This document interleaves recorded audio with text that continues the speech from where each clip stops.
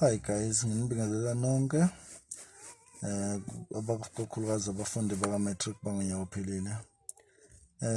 Kulabo ke abazothola imiphumela yabo kusasa, kudala nilindile lo suku lokuthi nithole imiphumela yenu. Kulabo ke abaphumelele bafisa inhlahla ukuthi bephinde futhi bethole ama-university bekwazi ukuhamba beqhubekeze iy'fundo zabo befunde beye phambili.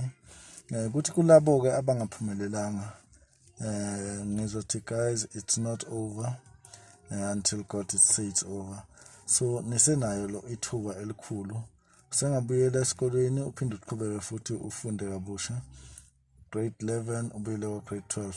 Kanti futhi mawukuthi awufuna ukuthi uqale kwa grade 11 usengabuyela uhambe ye-university ufike uyoqedela khona ukufunda.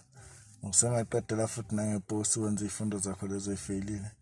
Ukufeyila akusho ukuthi sekuphelile ngawo, sekumele uzuze wenze izinto ezizodala ukuthi umndeni wakho uyisole and futhi ukhale ngakho, noma nawe uqobo ugcine sewuyisola. Ngizocela ukuthi nje bafowethu ningathathi ngey'nhliziyo. Sasa abaphumelele ngiyababongela, kanjalo nabangaphumelelanga bezame futhi, ithuba lisekhona. Ngiyabonga.